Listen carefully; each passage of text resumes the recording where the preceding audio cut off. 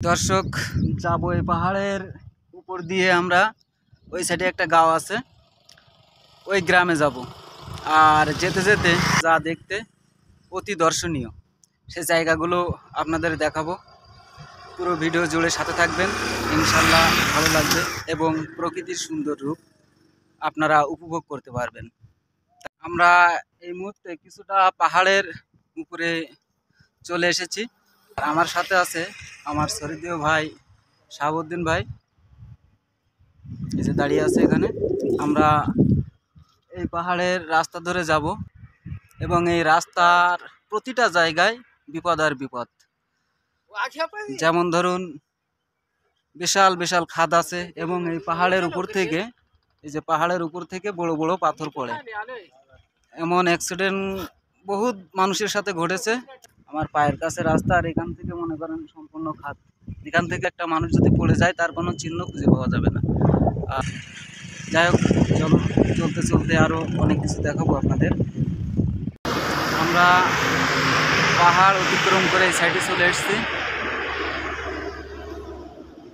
এই সমস্ত জায়গাগুলো দর্শক বর্ষার সময় খুব দর্শনীয় হয়ে থাকে, কারণ বর্ষার সময় যে বৃষ্টি হয়, বৃষ্টির পানিগুলো ঝর্ণার মতো ঝরে পড়ে। চলতে চলতে সামনে পড়লো পাহাড়ের বুক চিরে বেরিয়ে যাওয়া ছোট্ট একটা নদী।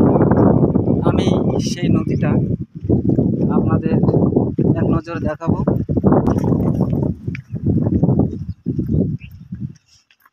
এই নদী দিয়ে পানি অতিবাহিত হয় বর্ষার সময়। আল্লাহর রহমতের কোনো শেষ নাই দর্শক। দেখেন কত সুন্দরভাবে আল্লাহ এই পৃথিবীটাকে সৃষ্টি করেছেন, শুধু আমাদের মঙ্গলের জন্য।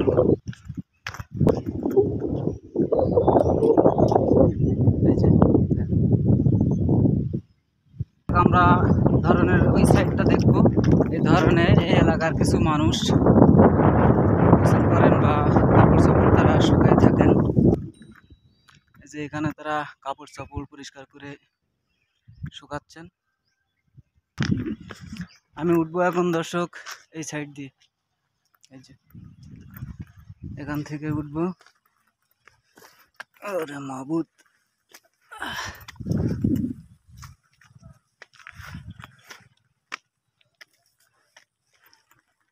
এই যে আমার ভাই এখানে দাঁড়িয়ে দাঁড়িয়ে খুব ক্লান্ত।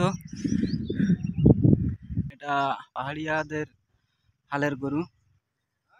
দেখেন এখানে তারা টমেটো চাষ করে রাখছে। এখন বৈশাখ মাস, বৈশাখ মাসে কিন্তু টমেটোর চাষ করে রাখছে। যে এই সাইডে ভুট্টা চাষ করছে। পাহাড়ি এলাকার মানুষগুলো মনের দিক থেকে অনেক সুন্দর হয়। যাই হোক প্রিয় দর্শক, আমাদের ভিডিও এখানে শেষ করছি। আপনারা সবাই ভালো থাকবেন, সুস্থ থাকবেন। আল্লাহ হাফেজ।